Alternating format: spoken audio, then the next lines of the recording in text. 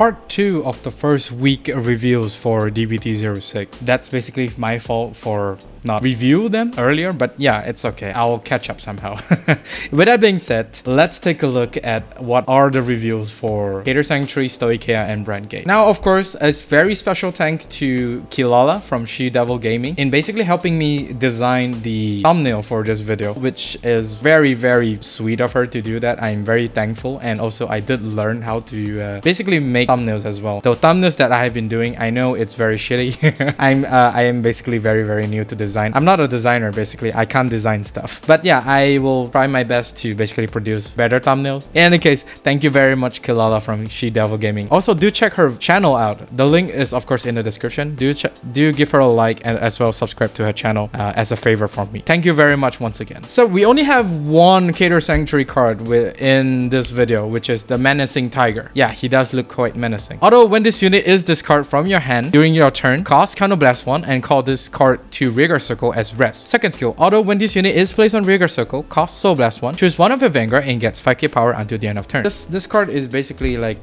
those filler cards, and this is like a common. So this card can actually be a discard fodder for basically all your discarding costs. For example, a Lagrel from Bastion, or from you discarding to write something from the right deck. By paying one Counterblast, you basically call himself out, except your first turn, because you will never have one Counterblast to call this back. He does give you like a little bit of a power boost at the cost of one Soul Blast, which is not too bad, but since none of the Keter Sanctuary right lines actually restands, the 5k power does not really mean anything. It's just basically you're just forcing one more hand from your opponent, if that makes sense. Maybe Youthberg can use this once we get to see what Skyfall Arms does. If he does discard, then yeah, this card can be run inside Youthberg, which is super, super nice. Until we confirm that Skyfall does discard, this card will probably be skipped, at least from my perspective. So moving to Stoicheia, we have Deep Green Guardian Patoriya. Continuous Guardian Circle. If you have 5 or more units, this unit gets 5k shield. Yeah, there's really nothing to say here. Just skip this and never look back.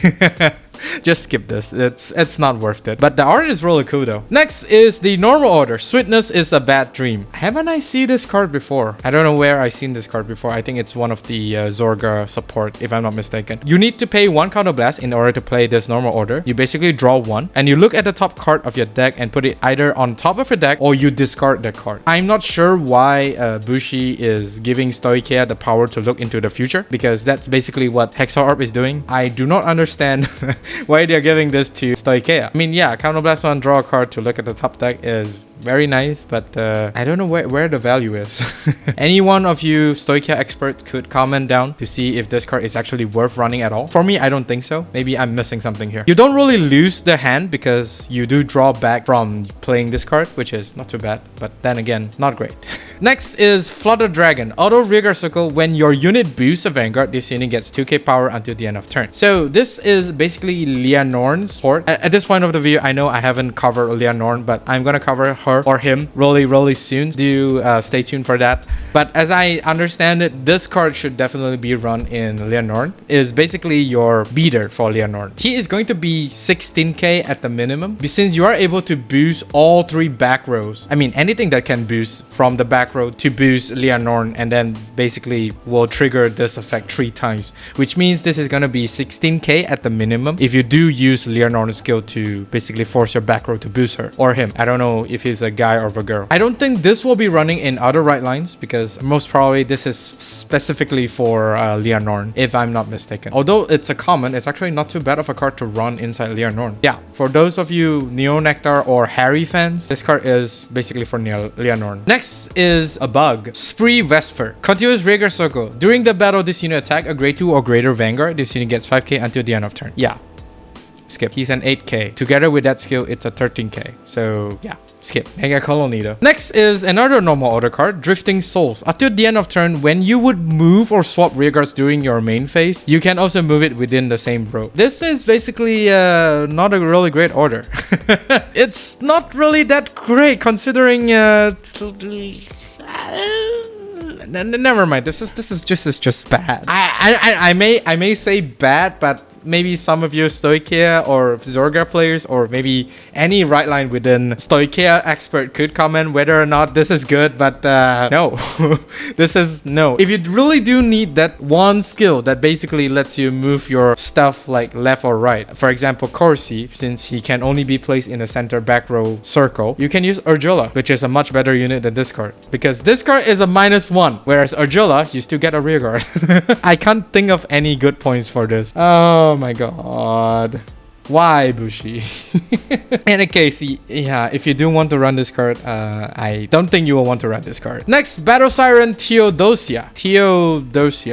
Continuous back row rear guard circle. All of your other rear guards in the same column as this unit cannot be attacked by your opponent's rear guard. This one is another rear guard protector for Stoicheia. I mean, as we all know, rear guards or attackers in, or basically any rear guards in Stoicheia is like their life support. If they basically get retired, like a full board wipeout, it's pretty hard for them to basically recover from that and make a impactful turn. So this one basically helps the Stoicheia player in protecting their front row units from being attacked. So together with Npix, which is this Magnolia Fox here, nothing is able to touch your rear guards. Since Epnix here prevents any rear guards from being targeted by a skill, and this card prevents any front row from being attacked by opponent's rear guard, your front row rear guards is basically untouchable. They're untouchable. Unless, of course, the opponent's Vanguard decided to attack your front row, which is really stupid. Unless it's a very good strategy play. Otherwise, yeah, your front row is basically safe for this card skill. But then again, I don't think this is worth running. You're basically sacrificing some of your combo pieces for like a lifeline support from this card. So I don't know. At this point, I don't think you have space to run this. Or maybe I'm just really bad at recognizing a good card. If it works, it works. An option is always an option. Moving into Brandt Gate, we have our first Orpheus support. Cardinal, Noid, Callaphe. Active Rigor Circle. If your world is Dark Knight or Abyssal Dark Knight, cost Soul Blast 1 and increase or decrease this unit's power to 15k until the end of turn.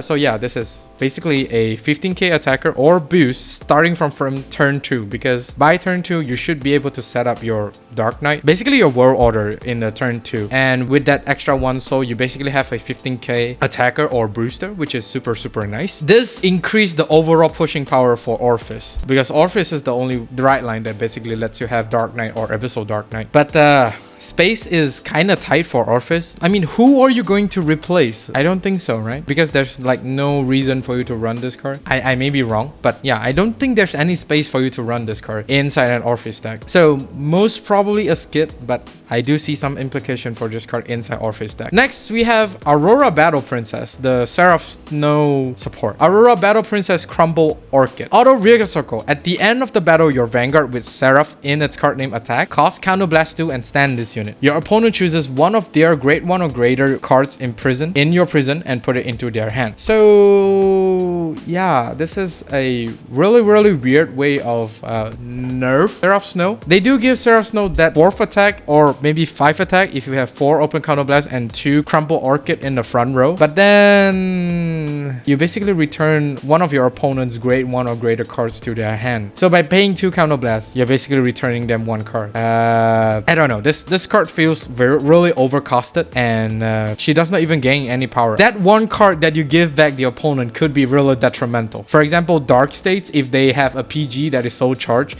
they can basically get the PG back. It's not great if you ask me. This not really great. Unless, of course, like there's a new kind of stuff that helps this card a little bit better. Next, Aurora Battle Princess Detain Cycla. Auto Rigor Circle. When this unit attacks a Vanguard, cost Soul Blast 3 and your opponent cannot call cards by the ability of your prison until the end of their next turn. Auto, when this unit is retired from Rear Guard Circle or Guardian Circle, your opponent choose 2 of their cards imprisoned in your prison and call each card to Rear Guard Circle or put them into their hand. They can call both cards. This effect is mandatory. Yeah, basically more nerf to Seraph Snow. A little bit. Yeah, the first skill basically gives you Omega Lock. Omega Prison Lock. Don't be alarmed. It's not lock. It's basically Prison Lock. To basically prevent your opponent from getting their stuff back, which is super nice with the exception of the second skill. That's the big issue for this card. The second skill is potentially pulling this card back a little bit. Well, it's actually a lot. Your opponent could basically abuse or play around this card by simply retiring this card or basically attack into this card. And if you, as a Seraph Snow player, no guard this, it's a potentially an extra attack for whatever your opponent's right line is. It's really stupid. You're basically getting punished for using this card skill. I don't know what they're thinking. As it stands,